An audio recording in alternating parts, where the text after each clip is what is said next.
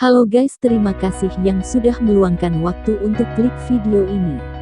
Apa penyebab guntur dan petir? Tapi, sebelumnya terus support channel Fakta 3 untuk memberikan video-video yang bermanfaat. Caranya subscribe, like, dan komen.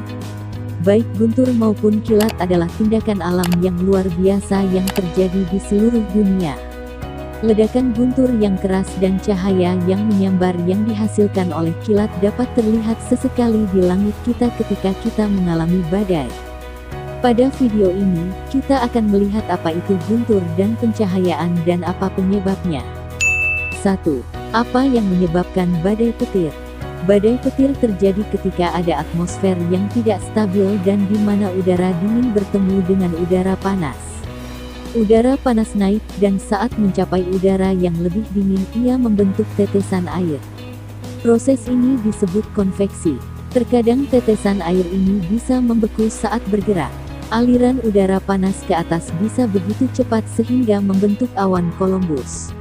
Awan columbus, lebih dikenal sebagai awan badai petir, adalah satu-satunya jenis awan yang dapat menyebabkan hujan es, guntur, dan penerangan. Badai petir adalah ketika awan cumulonimbus menumpuk terlalu banyak energi. Ini terjadi ketika semua partikel air beku bergerak di sekitar awan dengan kecepatan tinggi dan bertabrakan satu sama lain. Tabrakan ini menciptakan muatan listrik. Setelah muatan listrik menumpuk di awan, proton positif terbentuk di bagian atas awan, dan proton negatif berkumpul di bagian bawah. Penumpukan menjadi bermuatan positif dan perlu dilepaskan, menyebabkan badai petir. 2. Apa itu petir? Petir adalah kilatan cahaya terang atau listrik yang disebabkan oleh badai petir. Ketika proton telah menumpuk di awan, mereka menarik proton bermuatan berlawanan di sekitar mereka. Ini berarti proton bermuatan positif di tanah di bawah akan menarik proton bermuatan negatif di dasar awan. Proton bermuatan negatif dari awan akan tertarik ke proton bermuatan positif di dekatnya, demikian juga pada benda-benda seperti gunung, manusia, atau pohon.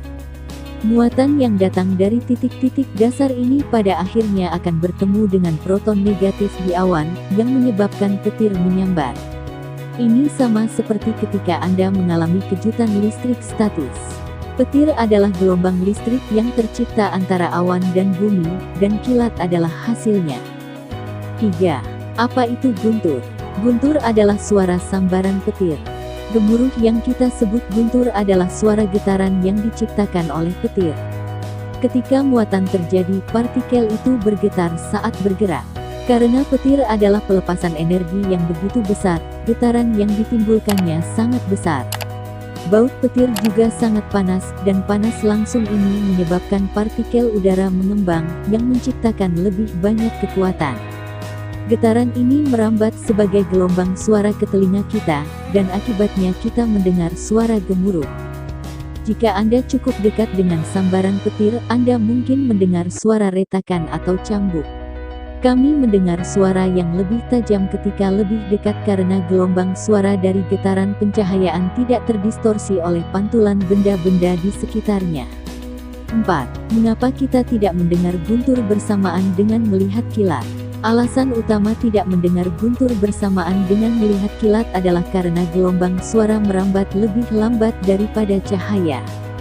Gelombang cahaya merambat dengan kecepatan lebih cepat, jadi kita akan melihat kilatan sebelum mendengar gemuruh. Ada mitos bahwa jika Anda menghitung waktu antara melihat kilatan dan mendengar gemuruh, Anda dapat mengetahui seberapa jauh badai itu. Namun, ini telah terbukti bukan cara yang akurat untuk mengukur jarak antara Anda dan badai. Teknik ini dapat digunakan untuk memperkirakan jarak tetapi dengan sedikit lebih banyak matematika daripada hanya menghitung. 5. Di mana jumlah badai guntur dan kilat paling banyak terjadi? Tempat-tempat yang mengalami badai petir paling banyak di bumi terletak di Khatulistiwa. Hal ini disebabkan oleh iklim di sepanjang garis Khatulistiwa yang panas dan lembab.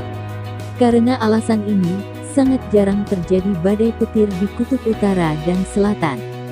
Khatulistiwa dikenal sebagai tempat paling statis di bumi, dan menghasilkan beberapa pertunjukan kilat paling spektakuler. Republik Demokratik Kongo di Afrika Tengah dikenal sebagai ibu kota badai petir.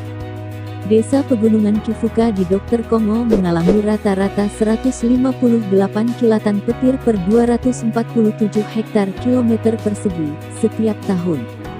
Lokasi lain yang mengalami badai petir tingkat tinggi adalah Venezuela dan India. Penelitian NASA menunjukkan bahwa di India Timur, lembah Brahmaputra mengalami jumlah pencahayaan tertinggi per bulan antara April dan Mei, yaitu selama musim hujan tahunan. 6. Di mana ibu kota guntur dunia? Meskipun banyak tempat di sepanjang garis khatulistiwa mengalami guntur dan kilat dalam jumlah besar, ada satu tempat yang tiada duanya. Danau Maracaibo di Venezuela memiliki rata-rata 250 kilatan petir per 247 hektar kilometer persegi setiap tahun. Fenomena alam tersebut dikenal dengan sebutan petir Catatumbo atau Beacon of Maracaibo. Intinya adalah di mana Danau Maracaibo bertemu dengan Sungai Catatumbo, dan ada sekitar 260 hari badai setiap tahun. Danau Maracaibo memegang rekor dunia Guinness karena memiliki konsentrasi petir tertinggi.